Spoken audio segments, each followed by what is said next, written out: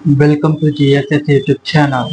మహాశివరాత్రి పర్వదినాన లింగోద్భవ కాలంలో పరమేశ్వరుని దర్శించుకొని ఆరాధిస్తే ఆ కుటుంబంలో సకల ఐశ్వర్యములు కలుగుతాయని భక్తుల ప్రగాఢ విశ్వాసమని అర్చకులు మానపల్లి సుబ్రహ్మణ్య శాస్త్రి అన్నారు.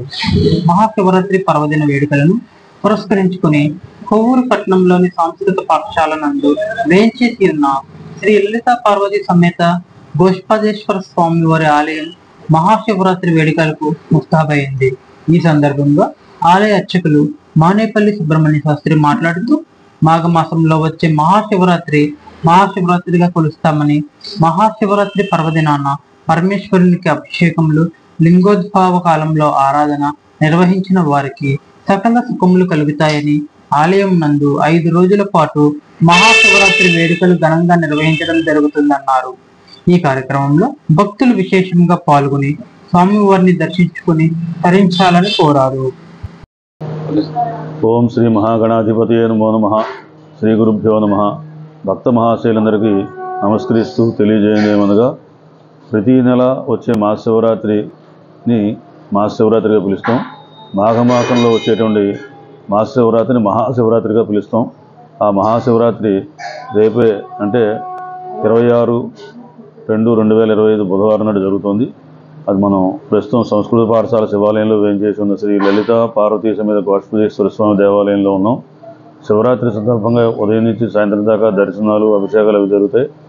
అలాగే 6వ రోజు సాయంత్రం 5 గంటల నుంచి 7 గంటల దాకా కోలాటం, 7 గంటల నుంచి స్వామివారి తెప్పోత్సవం, 8 గంటలకి స్వామివారికి అందరిచే మహానీరాజనం జరుగుతాయి. ఇవన్నీ అయ్యేసరికి 9 అవుతుంది. రాత్రి 9:30కి మళ్ళీ అభిషేకం మొదలవుతుంది. 11 నమ్మకాలతో 11 ద్రవ్యాలతో అభిషేకం జరుగుతుంది. 6వ నమ్మకం అయ్యేసరికి రాత్రి 12 గంటలకి లింగోద్భవ కాలం ఉందో శాస్త్రీయ జ్యోతిర్లింగార్చన కూడా జరుగుతుంది. అలాగే తర్వాత మిగిలిన నమ్మకాలతో అభిషేకాలు అవి జరిగిన తర్వాత రుద్రహోమం కూడా జరుగుతుంది. అది అయిన తర్వాత హారతి, నీరాజమంత్ర పుష్పాలు ఉంటాయి. తర్వాత అది ఒక 2 గంటలు మనం కాలక్షేపం చేస్తే జాగరణ కూడా కలిసి వస్తుంది. అలాగే జాగరణ కూడా అయిపోయిన తర్వాత లక్షవారం లేదు శుక్రవారం 28/2/2025 శుక్రవారం నాడు పూర్ణాహుతి, త్రిశూల స్నానం ఇవన్నీ అయ్యాక అన్నదానం, తర్వాత సాయంత్రం ప్రత్యేకంగా పావులింపు సేవ. కళ్యాణం జరిగిన తర్వాత పావులింపు సేవ జరగాలి.